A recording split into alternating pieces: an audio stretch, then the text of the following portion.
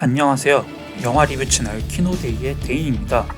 이번 영상은 수어사이드 스쿼드 속 조커인 자레드 레토가 흡혈귀 빌런으로 변신한 영화 모비우스 리뷰입니다. 희귀혈액병을 앓고 있는 생화학자 마이클 모비우스.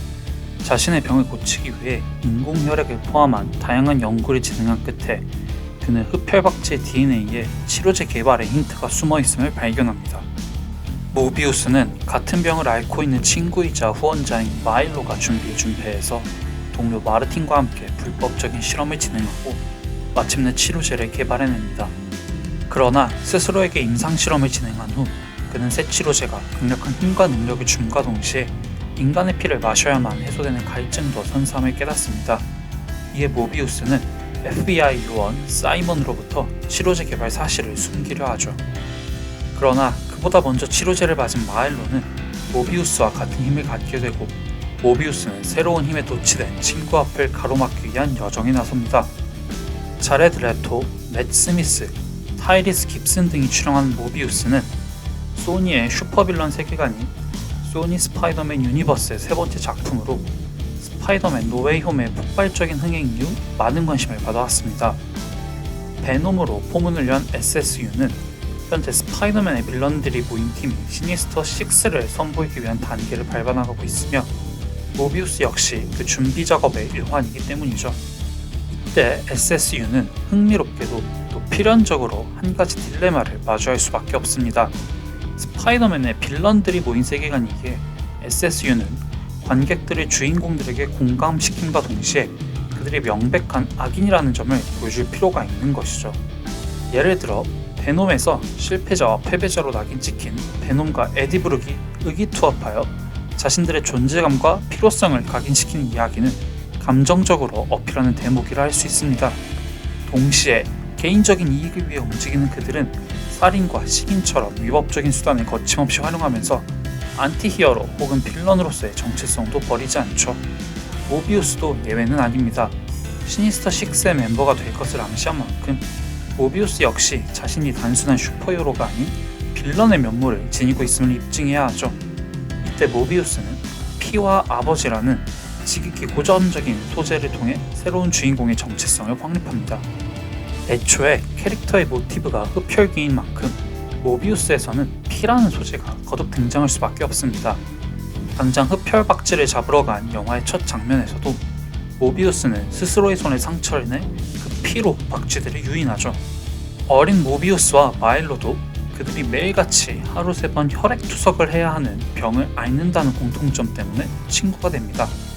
그래서 모비우스는 그 치료 과정을 단축시키기 위한 인공혈액을 발명하고 아예 치료제를 만들기 위해 외부의 피를 먹어도 문제가 없는 흡혈 박쥐를 연구합니다.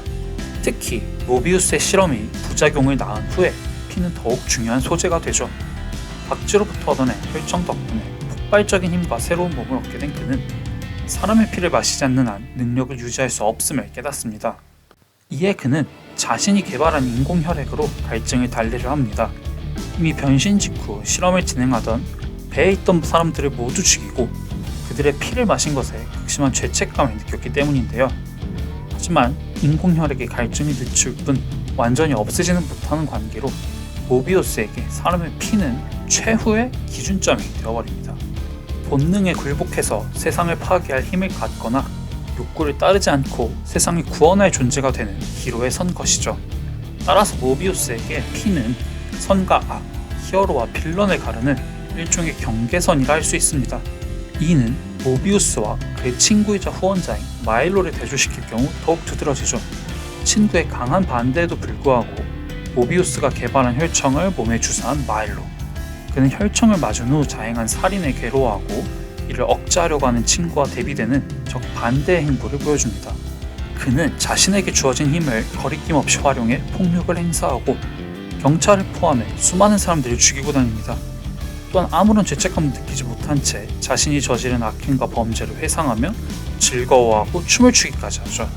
이때 두 친구 사이의 차이점은 오직 하나, 본능에 따라 사람의 피를 마시느냐 그렇지 않느냐입니다.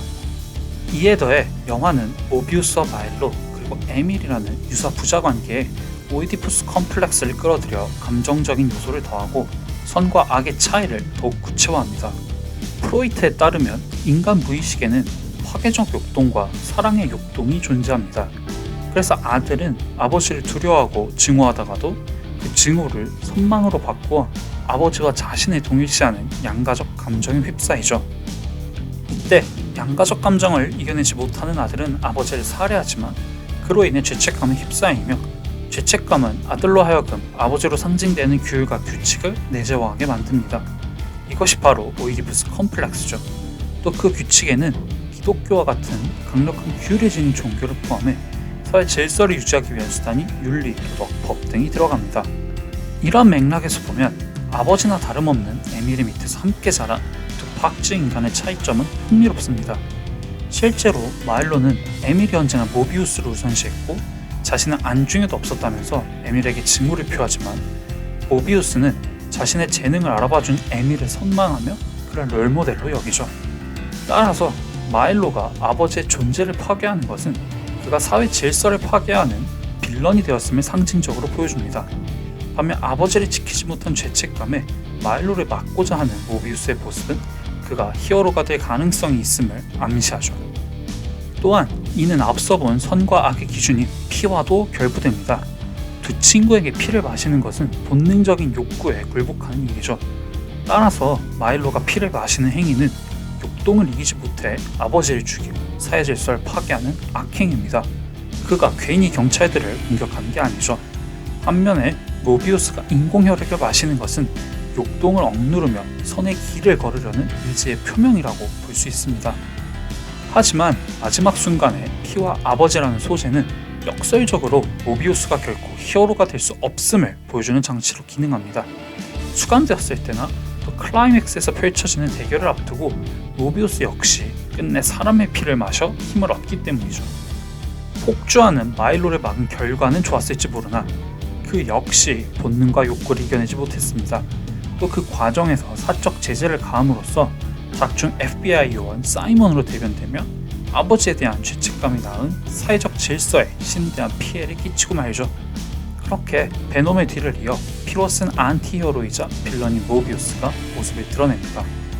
문제는 엉성한 각본과 조악한 편집으로 인해 모비우스의 탄생기가 지닌 차별성과 매력이 명확히 전달되지 않는다는 점입니다. 우선 모비우스의 시나리오는 영화에서 가장 중요한 요소인 모비우스와 마일로 간의 관계를 명확히 묘사하는 데 실패합니다. 철저히 두 친구를 중심으로 이야기가 전개되지만 정작 친구 관계의 시작점인 유년 시절을 보여주는 분량이 상당히 적기 때문에 설득력은 떨어집니다. 그들의 공통분모인 에밀과의 관계를 설명해주는 대목이 부족하다 보니 둘의 갈등과 대립이 선명히 그려지지 않기도 하죠. 또한 2시간이 채 되지 않는 러닝타임에 무리하게 여러 이야기를 풀어낸 결과 급 전개되는 로맨스처럼 여러 사건들은 설명되지 않은 채 그저 발생하는 데 그칩니다. 덩달아 모비우스의 조력자인 마르틴, 모비우스와 마일로를 쫓는 FBI 요원 사이먼 같은 캐릭터들도 무의미하게 소비되죠. 자레드 레토와 맷 스미스의 연기가 눈을 사로잡는 데는 두 주인공 외에 뚜렷한 개성을 지닌 캐릭터가 없는 것도 큰 몫을 맡는 것입니다. 히어로 영화, 또 액션 영화에 기대할 만한 볼거리의 질이 낮은 것도 치명적인 단점입니다. 사실 모비우스 속 액션의 컨셉은 분명 나쁘지 않죠.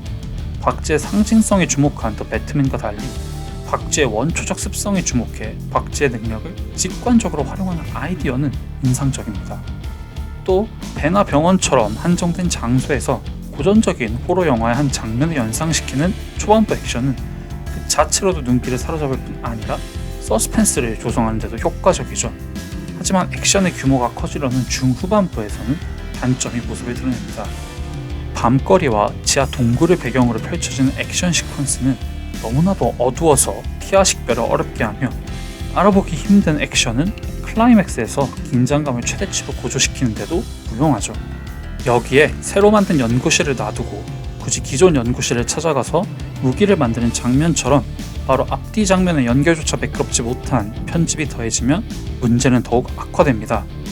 그간 어메이징 스파이더맨 2부터 베놈 2에 이르는 소니의 히어로 영화들은 어수선한 편집으로 인해 필요한 분량이 대거 생략되고 완성도가 하락한 공통점이 있었는데 모비우스도 그 고질병을 피하지 못한 셈이죠. 과거 마블의 수장인 케빈 파이기는 시네마틱 유니버스를 구축하는 비법을 묻는 언론의 질문에 대해 세계관을 걱정하지 마라, 영화를 걱정하라 라고 답한 바 있습니다. 이 말은 두 개의 쿠키 영상을 통해 짐작할 수 있는 SSU의 거대하고 야심찬 미래에 커다란 그림자를 들이오는 듯합니다. 스스로의 매력과 잠재력조차 온전히 살려내지 못한 모비우스는 케빈 파이기의 조언과 정확히 반대에 위치한 작품으로 현재 SSU의 다음 타자로 예정된 크레이븐 더 헌터를 향한 기대감을 전혀 키우지 못한 채 막을 내리기 때문이죠. 이상으로 모비우스 리뷰를 모두 마치겠습니다.